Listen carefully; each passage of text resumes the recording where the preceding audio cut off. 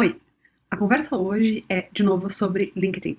E dessa vez eu quero responder uma pergunta que me fizeram de algo que eu falei talvez um pouco por cima demais e para algumas pessoas ficou difícil entender. Que é, afinal de contas, o que que é posicionamento dentro do LinkedIn e o que que é a personal brand e, afinal de contas, como é que essas coisas se relacionam na hora de montar o perfil. Eu falei muito no outro vídeo que você tem que construir uma narrativa, né, para montar o seu perfil, e essa narrativa ela tem que ser congruente, ela tem que ser uma narrativa que mostre para as pessoas uma coerência naquilo que você quer fazer, naquilo que você está fazendo. Então hoje eu resolvi gravar esse vídeo para explorar um pouquinho isso mais, e essa atividade, enfim, essa reflexão que eu vou propor, você pode fazer a qualquer momento olhando para o seu LinkedIn, porque isso vai te ajudar a melhor gerenciar a tua carreira, pensando nos próximos passos, pensando em possibilidades de uma promoção, ou uma troca de empresa, uma troca de emprego. Então vamos lá, vamos discutir um pouco, afinal de contas, como é que a gente se posiciona, como é que a gente mostra a nossa marca, a nossa personal brand, e como é que a gente fala da nossa proposta de valor no LinkedIn.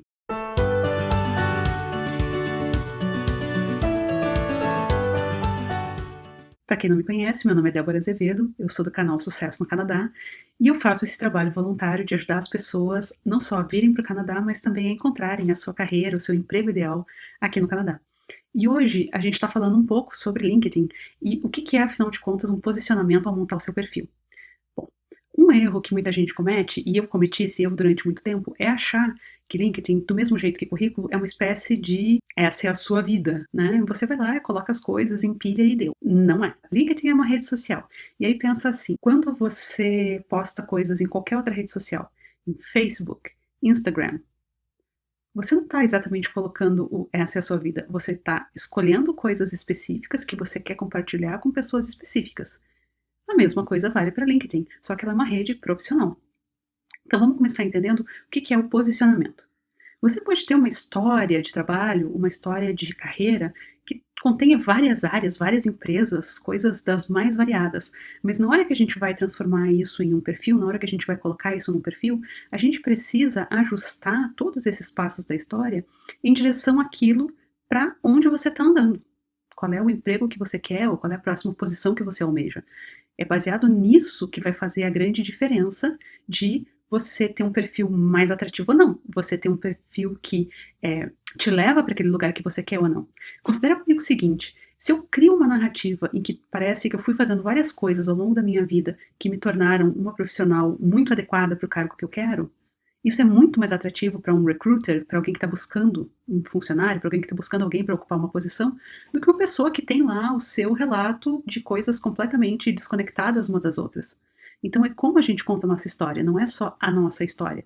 E vejam, de novo, eu não estou falando para ninguém mentir no LinkedIn, não é isso, mas você escolhe o jeito que você conta a sua história, você é o dono da sua narrativa. Então o que você vai contar? E o que você contando tem a ver com onde você quer chegar. Essas decisões elas são bem importantes. Você precisa olhar não só para aquilo que você fez, mas para as coisas que você quer fazer daqui para frente. E aí você volta no que você já fez e apresenta aquela experiência de um jeito que seja coerente, que seja ligado com o que você quer fazer daqui para frente. Esse é o ponto crucial.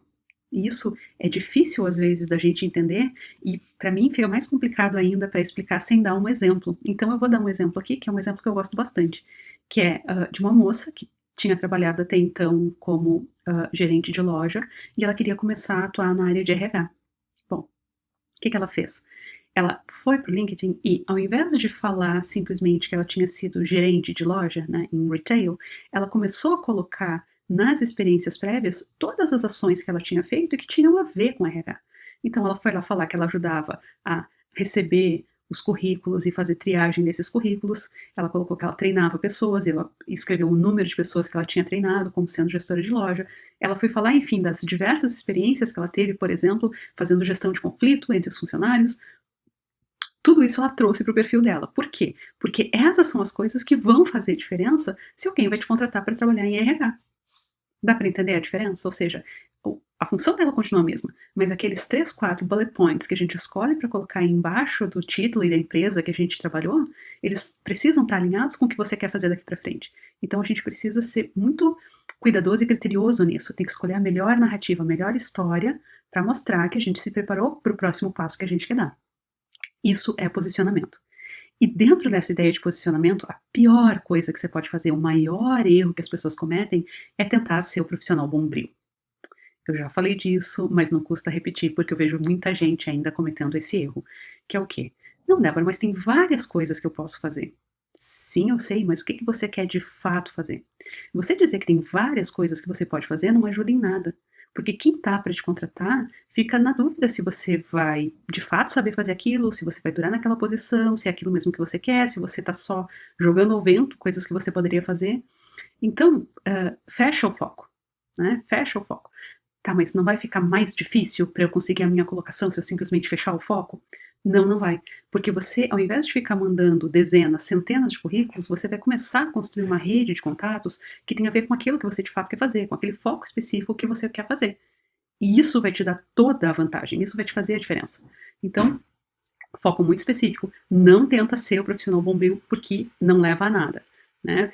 Fechando o foco, você vai ter, na verdade, melhores oportunidades, não menos oportunidades. Não pensa desse jeito.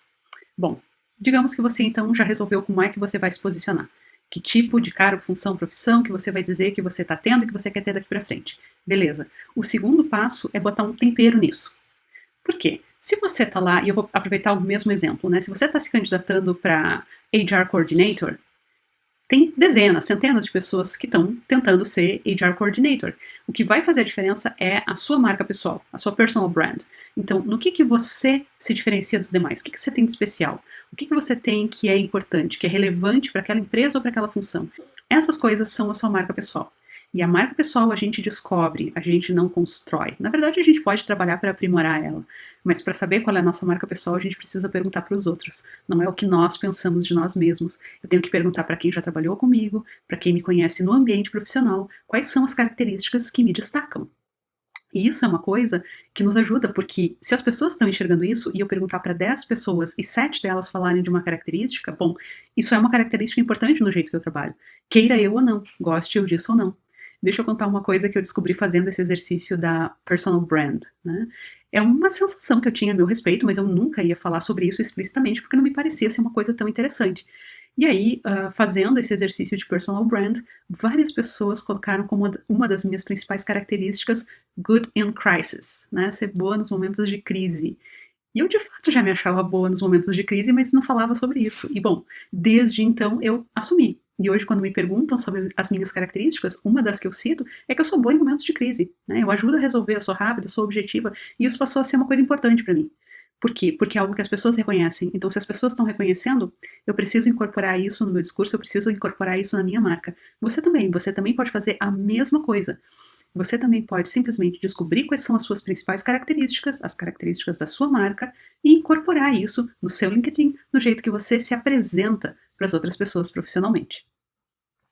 E por último, a terceira coisa que você deve considerar na hora de estar fazendo esse ajuste, digamos assim, de narrativa no seu LinkedIn é a sua proposta de valor. O que você vai entregar diferente para aquele cargo ou para aquela empresa que você está aplicando? Quais são as coisas que você pode fazer de diferente? E isso é importante ter um mais ou menos genérico no LinkedIn, mas é mais importante ainda ter um bem específico quando você escreve o seu resume ou a sua cover letter. Você tem que entender que diferença você vai fazer. Que é aquela famosa pergunta de entrevista, né? Por que eu deveria te contratar? E as pessoas sofrem para responder essa pergunta. Bom, essa pergunta, na verdade, é para você dizer, ok, qual é o valor diferenciado que você entrega? Por que você entrega mais valor que outra pessoa? Algumas empresas vão querer aquele valor que você entrega, outras não, e tá tudo bem.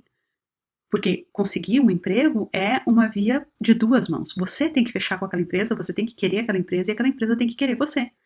Então, se a sua proposta de valor não agrega para aquela empresa, ótimo, para outra vai agregar. Isso é importante você saber. É o que você consegue entregar de fato de valor, que tipo de contribuição você consegue dar. Na hora que você vai comprar um eletrônico, por exemplo, você pensa sobre isso. Como é que você escolhe a marca do seu celular ou a marca do seu computador? Ou ainda o carro que você dirige? Essa decisão está muito baseada na proposta de valor daquela marca. Você se dá conta disso às vezes você não se dá conta disso. Mas é essa proposta de valor que vai fazer com que você acabe escolhendo entre produtos que muitas vezes são semelhantes. Né? Ou às vezes você paga mais por um produto por alguma coisa relacionada à proposta de valor daquela marca. Então, qual é a sua proposta de valor? O que você entrega de diferente? Pensa nisso, considere esses 3 aspectos. Como é que você se posiciona, né, ou seja, qual é a tua história, a tua narrativa de para onde a tua carreira está indo, como é que você está se posicionando, que tipo de profissional você é. Segundo ponto, qual a sua marca pessoal? O que te diferencia de todos os outros? Quais são as coisas que as pessoas vão falar sobre você? Nossa, ele ou ela é super bom nisso. Quais são essas características? E por último, o que você entrega de valor? Que diferencial você entrega na hora de conversar com alguém sobre aquele assunto, na hora de trabalhar sobre aquele tema? O que você faz que é aquele a mais? É o valor que só você entrega ou que você entrega de maneira especial? É isso. Considere essas 3 coisas na hora de começar a montar o seu LinkedIn, que o seu jogo vai virar. Você vai ver que você vai começar a se alinhar com as pessoas que são realmente importantes para sua carreira, você vai começar a descobrir empresas que também são importantes para sua carreira, porque estão nessa mesma linha, e tudo fica mais tranquilo, tudo fica mais fluido, porque a gente, ao invés de estar atirando para tudo que é lado, tentando ser um profissional bombril, a gente começa a se assumir como profissional que de fato a gente é, e assumir também as coisas que a gente de fato quer fazer profissionalmente, quer fazer na vida. Era isso. Até a próxima. Obrigada por ter assistido esse vídeo. E se tiver dúvidas, pergunta aí embaixo, que é um prazer poder responder para vocês. Até mais.